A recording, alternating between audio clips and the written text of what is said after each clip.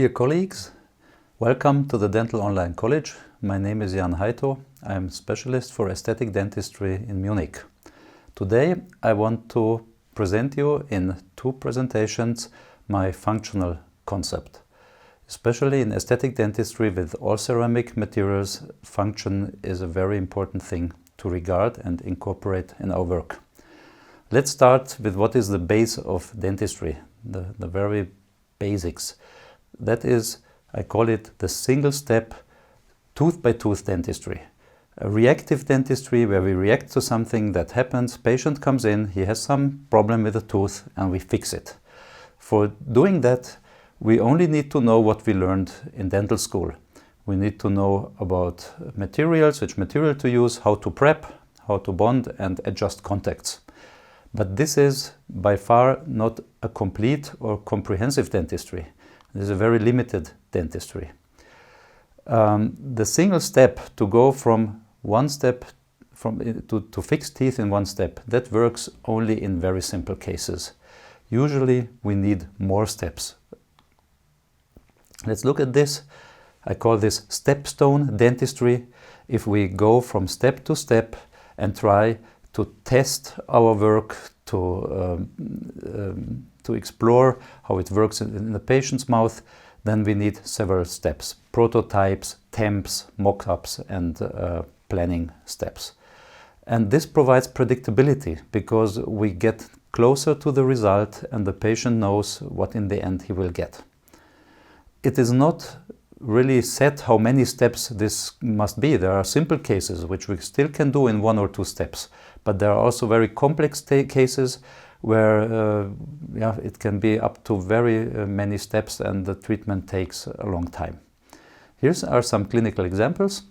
This is a quite straightforward case where the patient had some gaps and aesthetic things he wanted to change. We can make a wax-up. It doesn't even have to be a very sophisticated wax-up. It's just some additions in wax because these are additional veneers we do here, and then we do small, either in composite or with ceramic, small additional veneers. Another case might be much more complex. Here we had implants, we had the midline was not right, we had color problems, functional problems. The patient was very sophisticated, he wanted certain things to be respected. During the treatment it turned out that we include the canines. In the beginning the patient only wanted the 4 centrals, then we added the canines, and with 2 lab temps in the end we managed to fulfill his needs. But this was much more complex and it couldn't have been done without many steps. This slide shows which are usually the steps or the procedures done in these separate steps. It always starts with a diagnosis. You have to be clear about what the patient has. Usually there's only one, well, not usually, there's only one diagnosis. There might be different treatment options, but diagnosis is only one. And the pre-treatment, visualization, planning, wax-up, imaging, that's usually the first steps. Then we can do prototypes, test drives, mock-ups, try-ins, temps. This is how we work with the patient, and in the end comes the restoration. This step-by-step procedure allows us to do further diagnosis during the treatment, to learn on the case. It also allows us to change our plans, to use a different option. It allows us to insert additional steps if necessary, and also we can revisit and go back and repeat steps where we see we went the wrong way. So this is a very safe way to do dentistry. Let's have a look at what is comprehensive dentistry, what is complete dentistry, in contrary to the single tooth dentistry. We had the tooth treatment, which you see here on the lower circle, but we have also other factors. And that is, on one side, the function. Function, it concerns muscles, joints and occlusion. Those three have to work together stable. Also, aesthetics is a factor that has to be considered. And finally, the patient. The patient's needs, his wishes, his psychology, his conditions, medical conditions. So such a kind of complete dentistry. It's also important for single restorations, because even a single restoration can cause problems functionally, or a patient wants it really aesthetic. But for big restorations, when you do full mouth cases or several quadrants of restorations, then it has to be that way. It cannot be done with the other kind of dentistry. I want to explain a little bit where I see the main differences between function and aesthetics. Function is often the treatment requires time. You cannot fix function with 1 or 2 treatments. And it's often difficult to treat because it took a long time to develop to that state, and it cannot be just fixed with simple methods. Aesthetics is different. Aesthetics you can fix very quickly sometimes. You add a little piece of composite and the tooth is whole again. And that is a big difference here. Also in function we have no real systematic structure. There are many opinions and concepts of function, but there are very few who teach this and do this in a very systematic way. In aesthetics it's different. You have guidelines, you have rules which exist, which you can apply, you can test them, and in the end see if it works or does not work. These are the aesthetic criteria, the parameters of dental aesthetics, which you can read in textbooks. Function is a wide field. It goes into interdisciplinary other regions like orthodontics, orthopedics, psychology, psychiatrics. Aesthetics is very limited. If you learn about aesthetics, you can learn that in a few years, and then you know everything that is to know about how teeth should look nice. That's not really such a vast field. And when we look at the patient, his influence, aesthetic things, they can be discussed. We can communicate. He can tell us what he wishes and look at something we propose to him and give us feedback. In function, it's much more complex, and because of that, it's also difficult to treat. So today I see a trend that aesthetics is overemphasized. We see many courses and lectures on smile design and shaping teeth and doing some lines and designing smiles. I don't like the word smile design too much because we are no designers. If you define what is design, design is when you think about how a product should look. It's a product thing, but not a biological or a medical thing. And in medicine, we have to take into account the other factors we are talking about here. So today, smile design is overemphasized. It's not a complete dentistry, and function I see often neglected. This is also because in function, the whole area is more conceptual. And by that I mean we don't know so much. We believe we know. We think there are things we think we know about them, but we don't know them really. In aesthetics, it's clear, it's factual. We can make something objective. If a tooth is too wide, we can measure it and compare and say it's too wide, and it's too wide by 1.2 millimeters. And that we cannot do in function. I said function doesn't have a systematic structure. Let me explain that a little bit. Here is a paper published by an American society, which is a functional society on craniomandibular disease. And here they have a position paper. And in this paper, they published what they believe is important when dealing with CMD and functional problems. As a reaction on this article, there was a German professor who pointed out that what this society published is in strong contrast to what the American Society of Association of Dental Research states, also the German societies that deal with function, and that in general there are many different statements and papers and concepts, and they are not in accord with each other. There are big differences among them. So when you are a beginner and want to start caring about function and starting learning this, where do you start? In Germany, there are many concepts. You see many schools or philosophies on this. And we cannot decide which has good quality and who bring good results and who are just doing marketing or trying to sell a kind of splint or something. So it's really hard to find our way here because of these many concepts. An example. This is a slide that Kulmer showed. Kulmer comes from the Slaviček School of Function. He's in Innsbruck, professor, and they treat very many patients with these problems. And this slide that you see, you can read it yourself. Actually, you can attribute everything that is bad in dentistry to a malocclusion. So he says this all can come if the occlusion is not right. On the other hand, there's a complete contrary opinion, and this is an Italian colleague who published a book at a big publisher, and he says that function plays no role at all.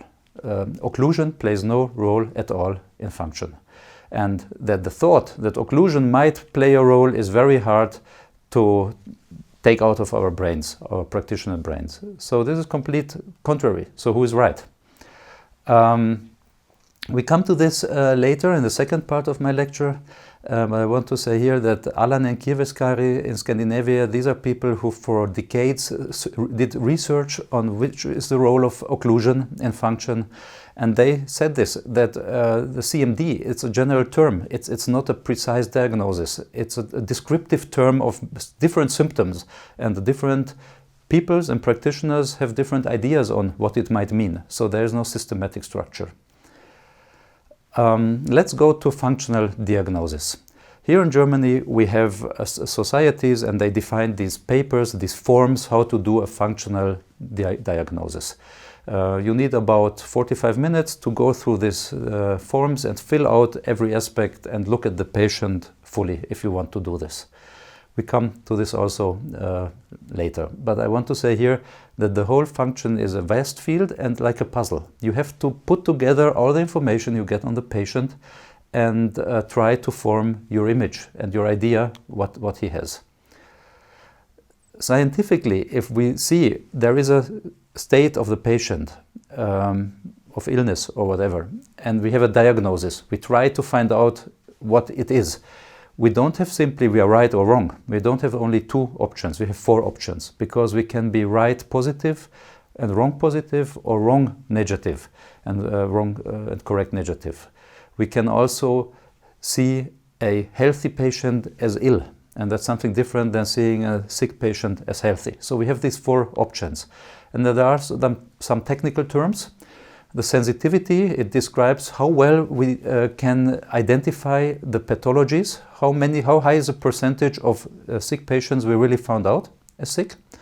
And the specificity means how well was our diagnosis concerning the healthy patients. How high is my percentage of the healthy, which I identified correctly. And ideally, we would like to have 100% in both, to separate them really clean, the healthy from the sick. But this is not possible. This slide shows that. Here, what this group did, they checked how well the golden standard was the MRI diagnosis, because that has almost 100% of both. That is a very clean diagnosis concerning joints. But the question is, clinically, how well can we find out joint problems with clinical examination? And this slide, when you look at it, as it goes to the right, more and more diagnoses are added. In the beginning, they looked only at deviation. And when you look only at deviation, you have a high sensitivity, because deviation almost always means that something is wrong with the joint. But it's not too specific, because we don't know what is actually the problem there. And but we have a low specificity. We didn't look at enough things to find maybe patients who have other problems. And as we go forward and add more and more diagnoses, there are less and less healthy we overlook, because we have more and more information and see, oh, there's another patient, he might have this. But on the other hand, our diagnoses get more blurred, we get more insecure, and we have more and more false diagnoses, because it gets more complex. So we don't have 100% of both. The two lines, they meet at 60%. So the best we can achieve is about 60%, which is not much more than throwing a dice. And that's really a problem. And this group says that clinical findings alone are often too non-specific. They're not sufficient to really do a clear diagnosis. So because of this, what I've learned is that the anamnesis, to ask the patient, to talk with him, is very, very important. Many keys or clues to what actually happens with this patient lie in his past, and the patient can tell us. And often he tells us in one sentence a small thing, and we say, oh, then it's clear, then I understand what is your condition. So it's important to take the time to talk with the patient in the clinical diagnosis. The muscles, you can look at many muscles as a dentist, but I'm no physiotherapist. I've not learned to treat him. So I leave this part rather to physiotherapists who do this every day, who work on the patient 8 hours a day and feel much better than me and can give me feedback what it is. I do an initial diagnosis, but I don't assume that with my diagnosis I know exactly what this patient might have. Here is an interesting study, and there are several of these. These are just examples where they compared MRI versus muscle palpation. And it was clearly said that muscle palpation alone, it doesn't tell you really what, give you any information which treatment is best for this patient. The same with pain. Pain alone, it's too unspecific. That's our problem as clinicians. And these studies were done with experienced clinicians, and not somebody who does this mainly only once or twice a month, but people who did this daily. Mobility of the joint. And what you see here, this is my own sheet when I do a functional analysis. And I'm sure in different countries there are different of these forms and protocols. I think it's very important that as clinician you use one that you made yourself. You should use only forms where you know what field means what exactly. You shouldn't use a form from some society and you don't know half what is actually meant and what you should place in there. So I made my form myself, so I know exactly when I want to fill it, what it means and where it should be. The mobility of the jaw. It's a good predictor of certain things, but I don't measure that with millimeter rulers for every patient. Only if it's limited, then I measure millimeters. But if it's okay, if the mobility of the joints and the jaw is fine, is within physiological limits, then I just note that it's OB, means in German without problem, ohne Befund, so it's healthy. Let's look at limited mobility.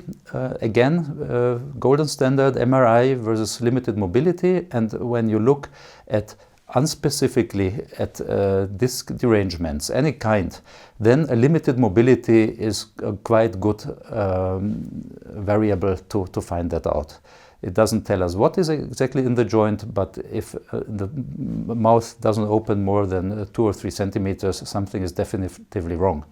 On the other hand, not all of the pathologies are detected because many returned to a regular mobility. So here again, we don't have the 100%.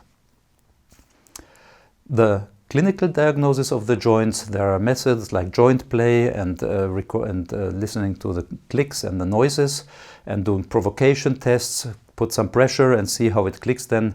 Again, it's not really super reliable.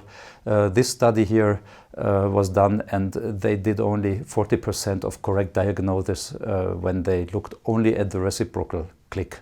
So a click can have also other reasons and it doesn't mean automatically morphology. Actually, a clicking joint without pain is not something that needs treatment if anything else is okay. Here I want to show you one, it's a classical example. This is the disc derangement without reduction. That means that the disc has already slipped somewhere or went away and is removed or went to the medial, and the condyle isn't sitting on the disc anymore and also doesn't catch it back when closing. So this usually has a very clear history of a clicking joint before, then suddenly the clicking stopped and there was an acute locking, the mouth, he couldn't open the mouth anymore, and clicking disappeared, and with time these joints tend to return to normal mobility also. So with the deflection and the limited opening initially, this is actually a quite clear symptom complex. And when you look at all these factors, you also have a 73% positive predictive value, meaning that of those where we believe they have this derangement without reduction, there's a big percentage that actually has this, but not 100%. There are also some who have something else. And on the other hand, there are still many of these disc derangements that we didn't find with this method, which we find in the MRI, but which returned to normal symptoms and don't appear as a deranged disc. So again, it's very hard clinically to find, to separate normal joints from deranged joints. And there are many publishers and colleagues who say like this, that it's not really clear. The clinical diagnosis is possible often just with modest or sometimes marginal reliability. So what does this mean for us as practitioners? Because this is not really very encouraging to know that we cannot be super precise with our diagnosis. And I think that is also one reason why so many colleagues have difficulties to start in this field and start concerning themselves with functional questions. Let's look at this slide. On the right side, I have listed the main things how a patient might come to us. He could come with no treatment necessary. We don't see anything, seems healthy, okay, do the recall, prophylaxis, tooth cleaning, and goodbye. We find something, he has some pain, some tooth broken, hole, decay, crown dissemented, and we restore it. It's clear. There's something to do, we restore it, move forward. Now, what do we do with those patients who come with a functional problem? They come to us and say, oh, I have here pain in my joints, my muscles, I have headaches in the morning, I hear some noise, teeth are broken, abraded. In this case, we don't really have a clear solution because the question is how to treat them. Do we restore them? If there is restorations necessary, just close our eyes, we'll be fine, we do new restoration. Or refer them out to the specialist and tell them, you do this, I have no idea. And this is actually, I must admit, a way as I worked also the first years of my career, because here in Germany we didn't learn much about functional treatments. And when there is no idea on how to deal with it, there is the void. So the reason I already, we already saw that in the last slides, is already in clinical diagnosis, there are so many ambiguities and options. There are different findings. There may be contradicting findings or simultaneous conditions. Also, maybe our expertise is not really high to do a very precise diagnosis. So already here we have a lot of ways opening up. And then when we go into therapy, there are different concepts. If you just look at the different names of splints, there are hundreds of names for certain splints, and everybody who promotes that says that his splint is the one way to do it right, and often even commercialized under name, and then you can buy them. So, but also other aspects like interdisciplinary questions. Do we need an orthodontist or a psychotherapist or physiotherapist? Can we restore? How? And so this is again complex.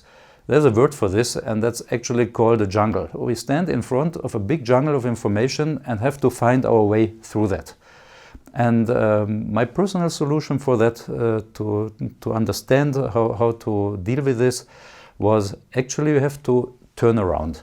You have to look back and see the way you already went, because when you go your way through the jungle, then in the end you leave a path, and then it's much easier to walk back on that path, and the way is already cleared.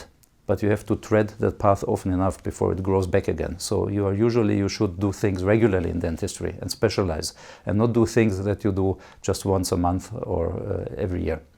So let's turn around and look at the whole thing from the back. What are the theoretical outcomes of our treatment? Because those are much less than all the possibilities if we look forward. In the case I want to do a restoration and have changed the bite before, and change the function, there are only two ways how I can come to that. Either with a splint, a removable splint, or with occlusal repositioning veneers, which I will explain in the second part of my lecture here. So these are the only two ways how I can make a changed restoration, occlusion. So this is clear that when I do a big thing like this, changing an occlusion, then before that I need an extensive clinical diagnosis. I cannot do that without knowing what I do. So I have to look at the patient thoroughly. But how do I get to the clinical diagnosis? Which patients do I diagnose and which not? Suddenly all of them every day? That's not possible, because it takes 45 minutes or even longer, and if you do only that, you cannot do your other treatments.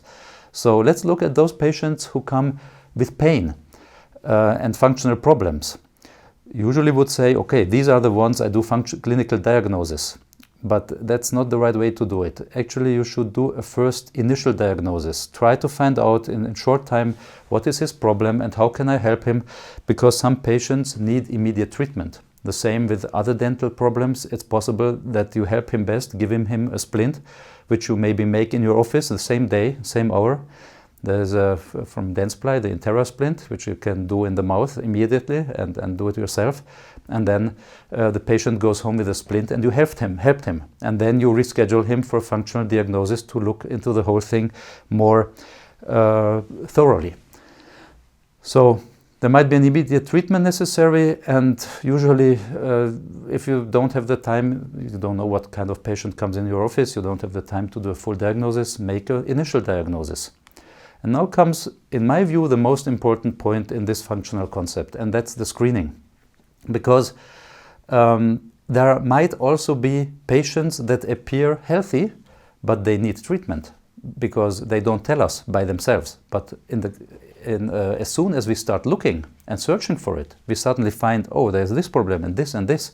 And actually this patient should be looked into more in depth. So the screening is important not for the patients who have symptoms, but for the obviously healthy patients, to sieve out those which we need to identify to treatment. And that means that also those that might have no treatment at all. That often I see cases, young women, and all teeth are caries-free, and you look into the mouth and say everything is fine, goodbye. But then if you look into the screening, you find there was an orthodontic treatment and she has a clicking joint and the teeth don't fit on each other at all. And if you don't do anything, within a few years she develops severe problems. So the screening is really, in my view, the central point of this whole concept. And on any point of this concept, you can also decide, oh, this case is too complicated for me. It's more than I can handle. I refer it out to a specialist or to somebody else. And also the orthodontic treatment is an option that you can think of at certain points of this workflow here. And this again means that the functional diagnosis is only one part of a whole concept. It's not the central part that I have to do for every patient and which is so complicated.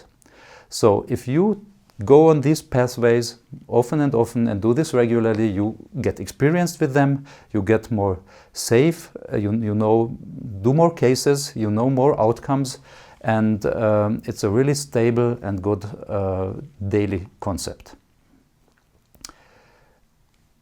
Finally, I want to explain a little bit why this screening is so important and how the screening works. Here in Germany, we have some verdicts from court where people went to court, patients, they had dental treatment, things went wrong, they sued their dentist. So the judge first refers this to an external expert who is a dentist, and because the judge cannot say whether it's right or not, he gives this to an expert who has the job to say if this was right or wrong. The first thing these experts ask from the dentist is, what about functional analysis? Did you look into this? Was this done? And all these sentences here, they say, if you did prosthodontic work, crowns, bridges, and things went wrong. They said it's necessary that the dentist provides this functional analysis, because if he didn't do it, then he has a big problem. He has to prove that he did everything right and not the patient that the dentist did something wrong. So if it's not documented, I didn't translate these slides because these are legal terms, and I just explained to you what these say. It means that, and there are several of these decisions here. You see from 2001, from 1999, 2006. And here in Germany, even if the state insurance system does not pay for that, we have to tell the patient that this kind of pre-treatment has to be done, diagnosis and treatment, and only then start with prosthodontic work, even if the state insurance does not pay for that. That means that such a patient maybe we have to send away and tell him, if you cannot or don't want to pay for this diagnosis and functional pre-treatment, then we cannot do the work. That is, of course, difficult for dentists to say, I cannot do these crowns here, because, of course, that's what we live off. So this one from 2006, it says that also if it's not documented, that's the same as if it wasn't done. So it's not enough to say, yeah, I looked into it and everything was fine. We have to really put it on paper, documentation. And this here from 2009, that's a really hard one, because here a dentist, he did 2 bridges in the lower, and a patient came with abraded teeth, and he said he mentioned some problems, but the dentist thought, oh, that's not so hard, I can do this. The 2 new bridges didn't work. Patient went to court, and in the end the patient redid the whole work, and the dentist had to pay for the full cost of the full treatment, and also traveling cost and everything. In the end, this was about 90,000 euros. So this is the big risk that we are here in Germany, and I'm sure in other countries as well, if we don't respect these functional things here. So what does this mean? Does it mean that now suddenly every patient we have to do functional diagnosis and pre-treatment? No, actually, luckily not, because this one from 2011, here a court said, only if we see signs of functional problems, then we have to do this. Not for a healthy patient, but how do we see if there is a sign of a functional problem? Not by just waiting that the patient tells us. We have to become active and look into this and search for it.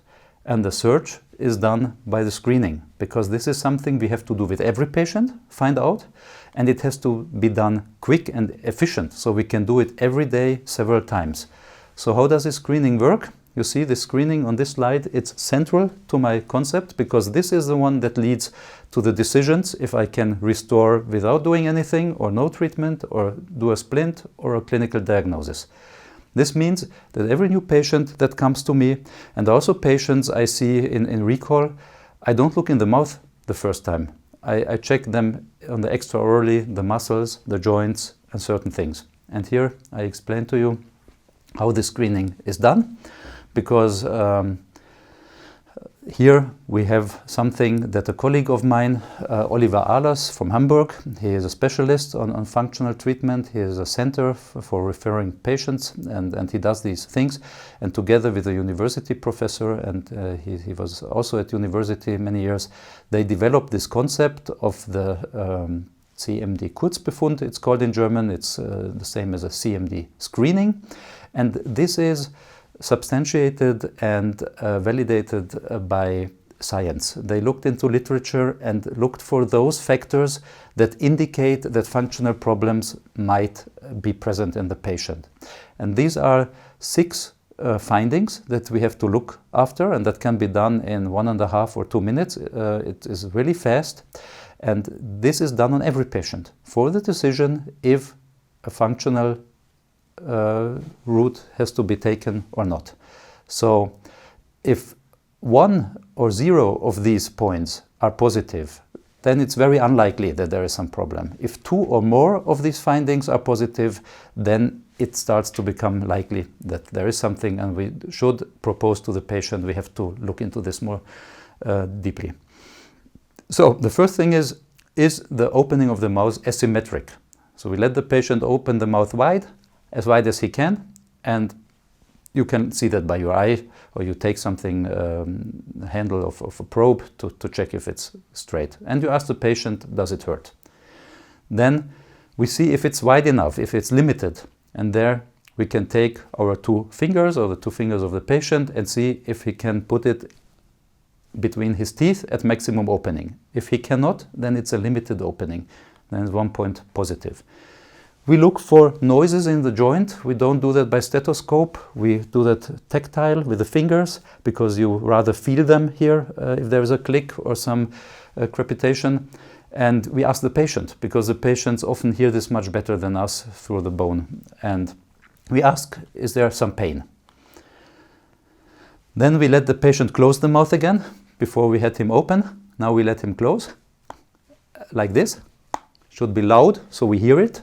And we hear, if we hear some, it sounds like juk, juk, if it's not simultaneously. It should be clear and simultaneous noise to hear that. And if it's different, then we see the contacts are not really simultaneous. So the last 2, we look at very quickly at the muscles, do some palpation here. Ask the patient if it hurts and also see if it's very hard. If a muscle is really tight, then that's also positive, even if the patient says it does not hurt, because a really hard muscle is not a healthy muscle. And in the end, the 6th point is the interferences and the eccentric movements, and that we do anyway when we look into the mouth, do our checkup in the mouth. We can do that with a foil. I use these thin plastic foils, let the patient do some excursive movement to one side, then on the other side, and I see if the foil is intact, if the teeth discluded, or if there was some strong pressure on the teeth, and then you see here on the foil these the holes, and that it was really torn. And this I show to the patient and tell him, look, here, this is not supposed to be, we have some problems on the back teeth. These things I have incorporated in my computer program, but you can do this on paper forms or in a computer, however you like. This is the minimum standard to do this screening, and I hope I conveyed this point, how important this is, and that it is something that you can apply in your own office and put to good use. I would be very glad if you also watch the second part of this lecture, where I explain a little bit about how some elements on how I do function. I cannot explain a whole functional concept. You need to do many day courses, and things need also to be shown, of course, and done practically. But in this forum of online school, I think it might help you. Thank you very much, and see you back to the next lecture.